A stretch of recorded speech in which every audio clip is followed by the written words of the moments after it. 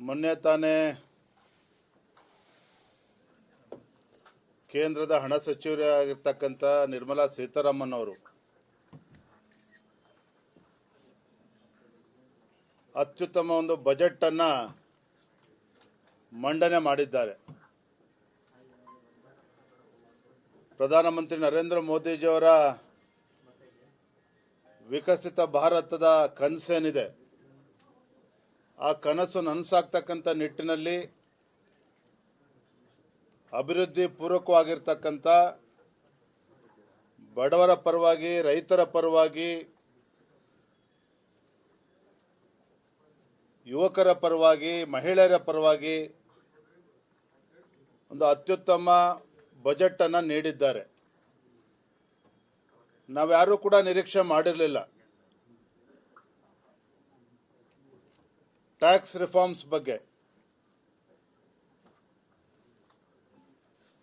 ದೇಶದ ಯಾವುದೇ ವ್ಯಕ್ತಿ 12 ಲಕ್ಷದವರೆಗೆ ಯಾವುದೇ ತಮ್ಮ ಕಟ್ಟುವಂತಿಲ್ಲ ಅಂತಕ್ಕಂಥ ಒಂದು ಐತಿಹಾಸಿಕ ನಿರ್ಧಾರ ವಿಶೇಷವಾಗಿ ದೇಶದ ಮಧ್ಯಮ ವರ್ಗದವರಿಗೆ ಸಾಕಷ್ಟು ಅನುಕೂಲ ಆಗಿದೆ. ಬಹಳಷ್ಟು ವರ್ಷಗಳಿಂದ ನಿರೀಕ್ಷೆನೂ ಕೂಡ ಇತ್ತು. ಆ ಒಂದು ನಿರೀಕ್ಷೆಗೆ ತಕ್ಕಂತೆ ಕೇಂದ್ರದ ಹಣಕಾಸಿನ ಸಚಿವೆ ಆ ಬಜೆಟ್ ಅನ್ನ ಮಂಡನೆ ಮಾಡಿರ್ತಕ್ಕಂಥದ್ದು ಪ್ರತಿಯೊಬ್ಬರು ಕೂಡ ತುಂಬಾ ಸಂತೋಷ ತರ್ತಕ್ಕಂಥ ವಿಚಾರ. ಇದರ ಪರಿಣಾಮ ಏನಪ್ಪಾ ಅಂತ ಹೇಳಿದ್ರೆ, ನಿನ್ನೆ ದಿನ ದೆಹಲಿ ರಾಜ್ಯದ ವಿಧಾನಸಭಾ ಚುನಾವಣೆ ಮತದಾನ ಆಗಿದೆ. 60% ಮತದಾನ ಆಗಿದೆ.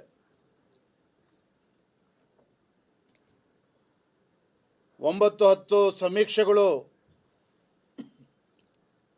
ತಮ್ಮ ಅಭಿಪ್ರಾಯ ವ್ಯಕ್ತಪಡಿಸಿದಂತೆ ಬಹುಶಃ 27 ವರ್ಷಗಳ ನಂತರದಲ್ಲಿ ದೆಹಲಿ ರಾಜ್ಯದಲ್ಲಿ ಭಾರತೀಯ ಜನತಾ ಪಾರ್ಟಿ ಮತ್ತೊಮ್ಮೆ ಅಧಿಕಾರಕ್ಕೆ ಬರ್ತದೆ ಅನ್ನುವ ವಿಶ್ವಾಸವನ್ನ ಆ ಸಮೀಕ್ಷೆಗಳು ತಮ್ಮ ವರದಿಯಲ್ಲಿ ಹೇಳಿದೆ. ನಮಗೂ ಕೂಡ ಸಂಪೂರ್ಣ ವಿಶ್ವಾಸ ಇದೆ. ಈ ಗ್ಯಾರಂಟಿಗಳ ಭ್ರಮೆನಲ್ಲಿದ್ದಂಥ ಆಮ್ ಆದ್ಮಿ ಪಾರ್ಟಿಗೆ ತಕ್ಕ ಪಾಠವನ್ನ ರಾಜ್ಯದ ಜನರು ಕಲಿಸ್ತಾರೆ. ಭ್ರಷ್ಟಾಚಾರದ ವಿರುದ್ಧ ಆಂದೋಲನವನ್ನು ಮಾಡಿ ರಾಜ್ಯದ ಚುಕ್ಕಾಣಿ ಹಿಡಿದಂಥ ಆಮ್ ಆದ್ಮಿ ಪಾರ್ಟಿಗೆ ತಕ್ಕ ಉತ್ತರವನ್ನ ನಿನ್ನೆ ನೀಡಿದ್ದಾರೆ. ಭಾರತೀಯ ಜನತಾ ಪಾರ್ಟಿ ಸ್ಪಷ್ಟ ಬಹುಮತದೊಂದಿಗೆ ಅಧಿಕಾರಕ್ಕೆ ಬರ್ತದೆ ಅನ್ನುವ ಸಂಪೂರ್ಣ ವಿಶ್ವಾಸ ನಮಗಿದೆ. ಬಜೆಟ್ಟಿನ ಬಗ್ಗೆ ಪ್ರತಿಕ್ರಿಯೆಯನ್ನ ರಾಜ್ಯದ ಮುಖ್ಯಮಂತ್ರಿಗಳು ಕೂಡ ನೀಡಿದ್ದಾರೆ, ನಾನು ಗಮನಿಸ್ತಾ ಇದ್ದೆ. ಸಹಜ, ಯಾಕಂದ್ರೆ ಅವರಿಂದ ಕಾಂಗ್ರೆಸ್ ಸರ್ಕಾರದಿಂದ ಅಥವಾ ಸಿದ್ದರಾಮಯ್ಯನವರಿಂದ ಕೇಂದ್ರದ ಬಜೆಟ್ ಬಗ್ಗೆ ಒಳ್ಳೆ ಮಾತುಗಳನ್ನ, ಒಳ್ಳೆ ಅಭಿಪ್ರಾಯಗಳನ್ನು ಕೇಳೋದಕ್ಕೆ ಸಾಧ್ಯ ಇಲ್ಲ. ಸಹಜವಾಗಿಯೇ ಅವರು ಟೀಕೆಗಳನ್ನ ಮಾಡಿದ್ದಾರೆ. ಆದರೆ ಕರ್ನಾಟಕ ರಾಜ್ಯವು ಒಳಗೊಂಡಂತೆ ದೇಶದ ಪ್ರತಿಯೊಂದು ರಾಜ್ಯದಲ್ಲೂ ಸಹ ಈ ಬಜೆಟ್ ಬಗ್ಗೆ ಪ್ರಶಂಸೆ ಪಟ್ಟಿದ್ದಾರೆ. ಮೊನ್ನೆ ತಾನೇ ಕೇಂದ್ರದ ಹಣ ಸಚಿವರಾಗಿರ್ತಕ್ಕಂಥ ನಿರ್ಮಲಾ ಸೀತಾರಾಮನ್ ಅವರು ಅತ್ಯುತ್ತಮ ಒಂದು ಬಜೆಟ್ ಅನ್ನ ಮಂಡನೆ ಮಾಡಿದ್ದಾರೆ. ಪ್ರಧಾನಮಂತ್ರಿ ನರೇಂದ್ರ ಮೋದಿಜಿಯವರ ವಿಕಸಿತ ಭಾರತದ ಕನಸೇನಿದೆ, ಆ ಕನಸು ನನಸಾಗ್ತಕ್ಕಂಥ ನಿಟ್ಟಿನಲ್ಲಿ ಅಭಿವೃದ್ಧಿ ಪೂರ್ವಕವಾಗಿರ್ತಕ್ಕಂಥ ಬಡವರ ಪರವಾಗಿ, ರೈತರ ಪರವಾಗಿ,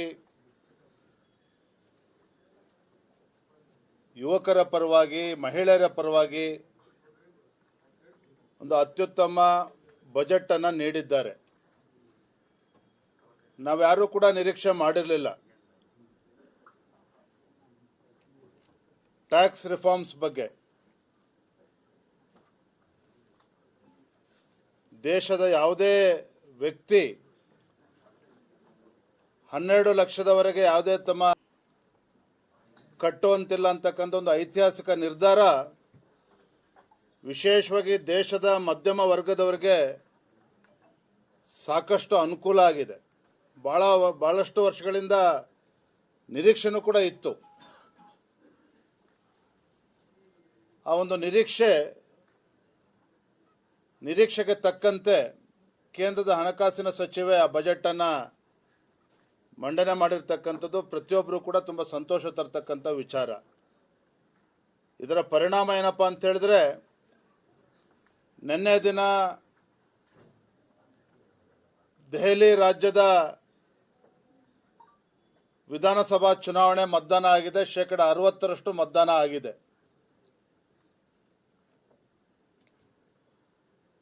9-10 ಸಮೀಕ್ಷೆಗಳು ತಮ್ಮ ಅಭಿಪ್ರಾಯ ವ್ಯಕ್ತಪಡಿಸಿದಂತೆ ಬಹುಶಃ 27 ವರ್ಷಗಳ ನಂತರದಲ್ಲಿ ದೆಹಲಿ ರಾಜ್ಯದಲ್ಲಿ ಭಾರತೀಯ ಜನತಾ ಪಾರ್ಟಿ ಮತ್ತೊಮ್ಮೆ ಅಧಿಕಾರಕ್ಕೆ ಬರ್ತದೆ ಅನ್ನುವ ವಿಶ್ವಾಸವನ್ನ ಆ ಸಮೀಕ್ಷೆಗಳು ತಮ್ಮ ವರದಿಯಲ್ಲಿ ಹೇಳಿದೆ. ನಮಗೂ ಕೂಡ ಸಂಪೂರ್ಣ ವಿಶ್ವಾಸ ಇದೆ.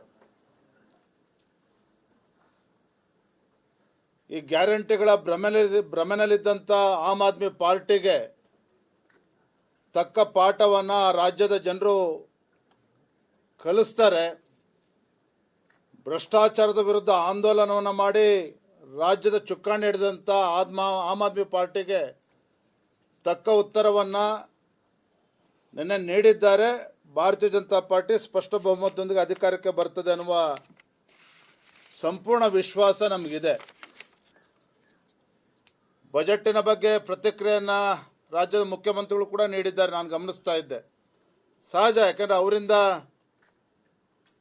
ಕಾಂಗ್ರೆಸ್ ಸರ್ಕಾರದಿಂದ ಅಥವಾ ಸಿದ್ದರಾಮಯ್ಯನವರಿಂದ ಕೇಂದ್ರದ ಬಜೆಟ್ ಬಗ್ಗೆ ಒಳ್ಳೆ ಮಾತುಗಳನ್ನು, ಒಳ್ಳೆ ಅಭಿಪ್ರಾಯಗಳನ್ನು ಕೇಳೋದಕ್ಕೆ ಸಾಧ್ಯ ಇಲ್ಲ.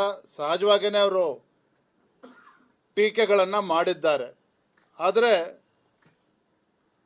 ಕರ್ನಾಟಕ ರಾಜ್ಯವು ಒಳಗೊಂಡಂತೆ ದೇಶದ ಪ್ರತಿಯೊಂದು ರಾಜ್ಯದಲ್ಲೂ ಸಹ ಈ ಬಜೆಟ್ ಬಗ್ಗೆ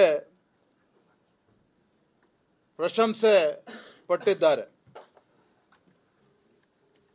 ಮೊನ್ನೆ ತಾನೇ ಕೇಂದ್ರದ ಹಣ ಸಚಿವರಾಗಿರ್ತಕ್ಕಂಥ ನಿರ್ಮಲಾ ಸೀತಾರಾಮನ್ ಅವರು ಅತ್ಯುತ್ತಮ ಒಂದು ಬಜೆಟ್ ಅನ್ನ ಮಂಡನೆ ಮಾಡಿದ್ದಾರೆ. ಪ್ರಧಾನಮಂತ್ರಿ ನರೇಂದ್ರ ಮೋದಿಜಿಯವರ ವಿಕಸಿತ ಭಾರತದ ಕನಸೇನಿದೆ, ಆ ಕನಸು ನನಸಾಗ್ತಕ್ಕಂಥ ನಿಟ್ಟಿನಲ್ಲಿ ಅಭಿವೃದ್ಧಿ ಪೂರ್ವಕವಾಗಿರ್ತಕ್ಕಂಥ ಬಡವರ ಪರವಾಗಿ, ರೈತರ ಪರವಾಗಿ, ಯುವಕರ ಪರವಾಗಿ, ಮಹಿಳೆಯರ ಪರವಾಗಿ ಒಂದು ಅತ್ಯುತ್ತಮ ಬಜೆಟ್ ಅನ್ನು ನೀಡಿದ್ದಾರೆ. ನಾವ್ಯಾರೂ ಕೂಡ ನಿರೀಕ್ಷೆ ಮಾಡಿರಲಿಲ್ಲ. ಟ್ಯಾಕ್ಸ್ ರಿಫಾರ್ಮ್ಸ್ ಬಗ್ಗೆ ದೇಶದ ಯಾವುದೇ ವ್ಯಕ್ತಿ 12 ಲಕ್ಷದವರೆಗೆ ಯಾವುದೇ ತಮ್ಮ ಕಟ್ಟುವಂತಿಲ್ಲ ಅಂತಕ್ಕಂಥ ಒಂದು ಐತಿಹಾಸಿಕ ನಿರ್ಧಾರ ವಿಶೇಷವಾಗಿ ದೇಶದ ಮಧ್ಯಮ ವರ್ಗದವರಿಗೆ ಸಾಕಷ್ಟು ಅನುಕೂಲ ಆಗಿದೆ. ಬಹಳಷ್ಟು ವರ್ಷಗಳಿಂದ ನಿರೀಕ್ಷೆನೂ ಕೂಡ ಇತ್ತು. ಆ ಒಂದು ನಿರೀಕ್ಷೆಗೆ ತಕ್ಕಂತೆ ಕೇಂದ್ರದ ಹಣಕಾಸಿನ ಸಚಿವೆ ಆ ಬಜೆಟನ್ನು ಮಂಡನೆ ಮಾಡಿರ್ತಕ್ಕಂಥದ್ದು ಪ್ರತಿಯೊಬ್ಬರು ಕೂಡ ತುಂಬ ಸಂತೋಷ ತರ್ತಕ್ಕಂಥ ವಿಚಾರ. ಇದರ ಪರಿಣಾಮ ಏನಪ್ಪ ಅಂತ ಹೇಳಿದ್ರೆ, ನಿನ್ನೆ ದಿನ ದೆಹಲಿ ರಾಜ್ಯದ ವಿಧಾನಸಭಾ ಚುನಾವಣೆ ಮತದಾನ ಆಗಿದೆ. 60% ಮತದಾನ ಆಗಿದೆ.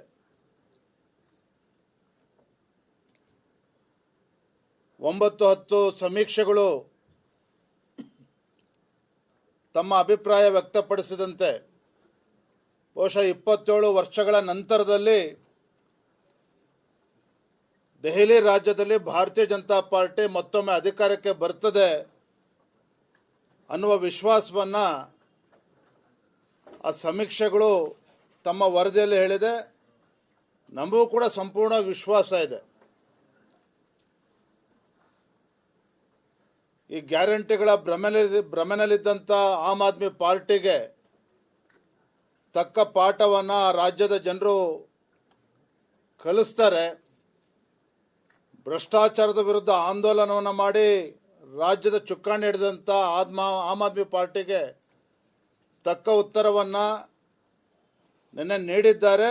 ಭಾರತೀಯ ಜನತಾ ಪಾರ್ಟಿ ಸ್ಪಷ್ಟ ಬಹುಮತದೊಂದಿಗೆ ಅಧಿಕಾರಕ್ಕೆ ಬರ್ತದೆ ಅನ್ನುವ ಸಂಪೂರ್ಣ ವಿಶ್ವಾಸ ನಮಗಿದೆ. ಬಜೆಟ್ಟಿನ ಬಗ್ಗೆ ಪ್ರತಿಕ್ರಿಯೆಯನ್ನು ರಾಜ್ಯದ ಮುಖ್ಯಮಂತ್ರಿಗಳು ಕೂಡ ನೀಡಿದ್ದಾರೆ, ನಾನು ಗಮನಿಸ್ತಾ ಇದ್ದೆ. ಸಹಜ, ಯಾಕಂದರೆ ಅವರಿಂದ ಕಾಂಗ್ರೆಸ್ ಸರ್ಕಾರದಿಂದ ಅಥವಾ ಸಿದ್ದರಾಮಯ್ಯನವರಿಂದ ಕೇಂದ್ರದ ಬಜೆಟ್ ಬಗ್ಗೆ ಒಳ್ಳೆ ಮಾತುಗಳನ್ನು, ಒಳ್ಳೆ ಅಭಿಪ್ರಾಯಗಳನ್ನು ಕೇಳೋದಕ್ಕೆ ಸಾಧ್ಯ ಇಲ್ಲ. ಸಹಜವಾಗಿಯೇ ಅವರು ಟೀಕೆಗಳನ್ನು ಮಾಡಿದ್ದಾರೆ. ಆದರೆ ಕರ್ನಾಟಕ ರಾಜ್ಯವು ಒಳಗೊಂಡಂತೆ ದೇಶದ ಪ್ರತಿಯೊಂದು ರಾಜ್ಯದಲ್ಲೂ ಸಹ ಈ ಬಜೆಟ್ ಬಗ್ಗೆ ಪ್ರಶಂಸೆ ಪಟ್ಟಿದ್ದಾರೆ.